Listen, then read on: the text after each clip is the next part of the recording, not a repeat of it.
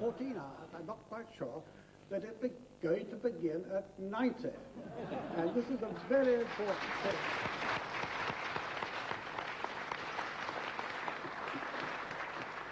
At 90, Jellicoe shows no signs of letting up. Partly cloudy, 30% chance of thunderstorms for the island city. High in the upper His largest project of all is going to be built here in Galveston. It isn't perhaps the obvious location for historical gardens designed to reflect in landscape no less a subject than the civilizations of man. Commissioned when he was 83 by the Moody Foundation, it doesn't come on site until 1994. It's a charitable foundation not looking to make a profit, but they expect 1 million visitors a year by the end of the decade. By spending $50 million, $2 million an acre, the project's Texan backers have no doubts that Jellicoe's dream will come true. The Jellicoe Gardens at Moody Gardens will be a world-class destination with the name of Sir Geoffrey Jellicoe and Galveston, Texas as a tourist destination. The site at Galveston is a challenge to the landscape architect in itself. It's set in marshes, and it has to have a dike around it 15 feet high in case a tidal wave should come along. Within this 25 acres, one places the saga of civilization seen through its gardens and landscape. We met in Seattle to discuss the future of the gardens, and Sir Geoffrey was able to envision this and just astounded us. He conceptually designed this in one evening. One had to try and make this an entirely modern concept into which history was fitted. And for that, one has to use surrealism. Presenting the essence of 15 great cultures requires more than just a literal recreation of their landscapes. Jellicoe has to call on surreal means. Visitors at first will go round by boat on a mile of waterways. They begin by passing a sequence of Western gardens, all in detail academically correct. Ancient Egypt side by side with classical Rome. Then Islam, a paradise garden with its 4 symbolic rivers of life. Then there'll be a recreation of the medieval world, the architectural splendor of the Italian Renaissance garden, the parterre of 17th century France with their compartiments de broderie, elaborate patterns of box, flowers and colored sand. And then there will be the rich variety of Victorian English gardens with their flower borders in the style of Gertrude Jekyll, bedding out and rock gardens.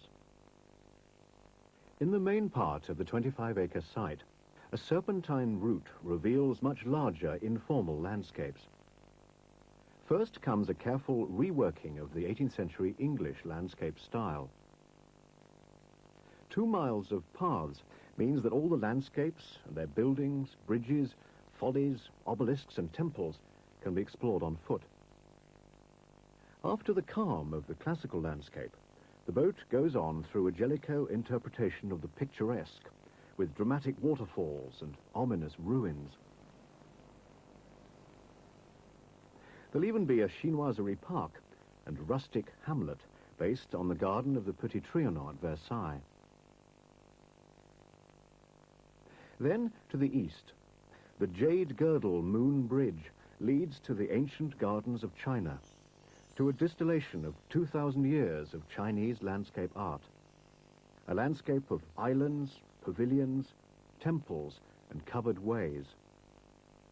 And eventually to Japan, with a stroll garden, a microcosm of a Japanese earthly paradise derived from the Katsura Imperial Palace, with its bridges, stepping stones, moss, and trees. Finally, the static scene of raked sand and rocks, a Zen Buddhist garden of contemplation, which Jellicoe considers to be the greatest endeavor made by man to bring infinity to the earth. Towering above the whole scheme will be a giant Buddha crowned by a pagoda. This will be the garden of the book, the landscape of man.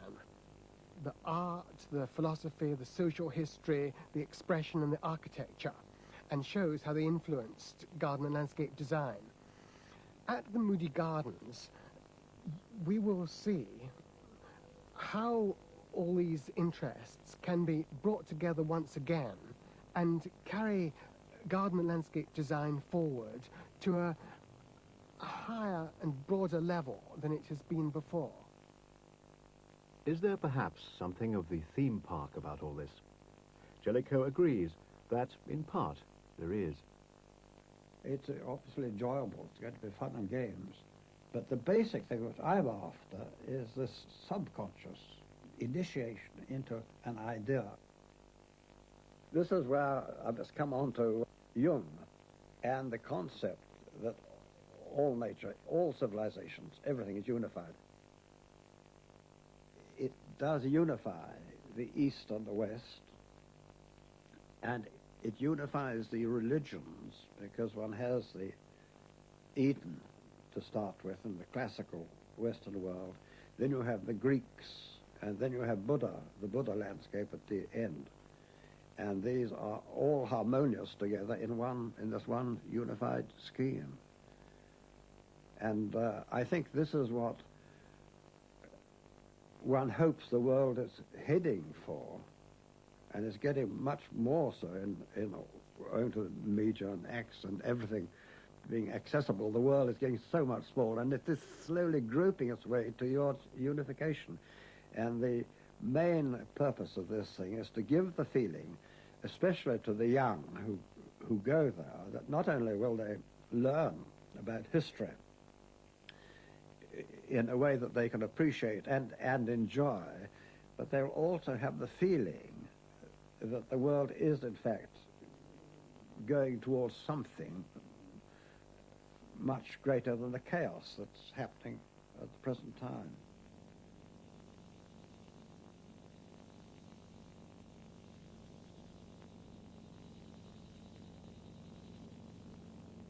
Well, Galveston I shall never see. It doesn't worry me in the slightest bit. I've walked about my drawings. I know pretty well every leaf and branch of tree in that drawings. Now, I shan't see that. I shall go to bed, so to speak, with this vision in one's mind.